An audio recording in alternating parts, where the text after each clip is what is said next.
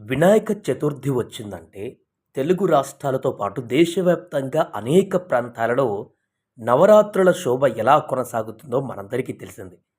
నవరాత్రులు కాకుండా ఇతర సమయాలలో వినాయకుడికి సంబంధించిన పెద్ద కార్యక్రమాలు, ఇళ్లల్లో పూజలు ప్రతి కార్యక్రమానికి మినహా ఎక్కడ కనిపించవు.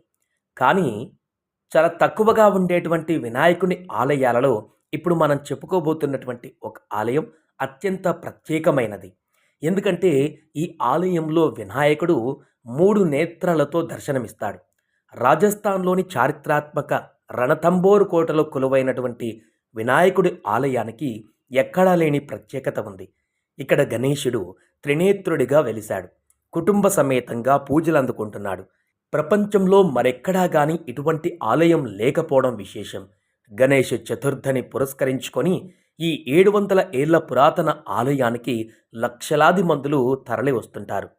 ఈ ఆలయంలో వినాయకుడితో పాటు ఆయన భార్యలు సిద్ధి, రిద్ధి, తనయుడు శుభ్, లబ్ పూజలందుకుంటారు.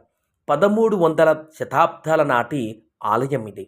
అప్పటి రణథంబోర్ రాజు ఈ ఆలయాన్ని నిర్మించాడు. శత్రువులు తన కోటను ముట్టడించినప్పుడు ఆహార కొరత ఏర్పడిందట. దీన్ని అధిగమించడానికి రాజు గణేశుడిని ప్రార్థించాడు. ఆ రాత్రి ఆయనకు వినాయకుడు కలలో కనిపించి అభయం ఇచ్చినట్లుగా ప్రతీతి.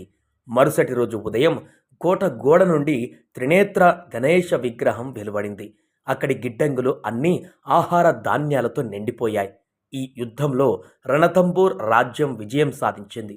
దీనికి కృతజ్ఞతగా రాజు 1300 శతాబ్దంలో ఈ ఆలయానికి నిర్మించాడని చరిత్ర చెబుతోంది. త్రినేత్రం అంటే 3 కళ్ళు అని అర్థం. గణేశుని ఈ రూపం జ్ఞానం, దివ్య దృష్టి, రక్షణకు ప్రతీకగా భావిస్తారు. ఈ ఆలయాన్ని సందర్శించి భక్తి శ్రద్ధలతో త్రినేత్ర వినాయకుడికి పూజలు చేసిన వారికి జీవితంలో ఎటువంటి అడ్డంకులు ఉండబోవని, సర్వ విజ్ఞానాలను అధిగమిస్తారని విశ్వసిస్తారు. ఇక్కడ మరో వింత ఆచారాన్ని పాటిస్తారు. కుటుంబంలో పెళ్లిళ్ళు, గృహప్రవేశాలు, ఇతర శుభకార్యాల కోసం గణేశుడిని కుటుంబ సమేతంగా ఆహ్వానిస్తారు. ఆహ్వాన పత్రాలు, లేఖలను ఆలయానికి పంపిస్తుంటారు. ఇలా చెయ్యడం వల్ల వినాయకుడు స్వయంగా వచ్చి తమను ఆశీర్వదిస్తాడని నమ్ముతారు. త్రినేత్ర గణేశ ఆలయానికి చేరుకోవడానికి సమీపంలో ఉన్న విమానాశ్రయం జైపూర్. అక్కడి సంగమనేర్ విమానాశ్రయం నుంచి ఈ ఆలయం 180 కిలోమీటర్ల దూరంలో ఉంది. టాక్సీలు, క్యాబ్లు అందుబాటులో ఉంటాయి. ఇక్కడి సమీప railway station Savoy Madhopur. Railway స్టేషన్కు ఈ ఆలయం 10 కిలోమీటర్ల దూరంలో ఉంటుంది.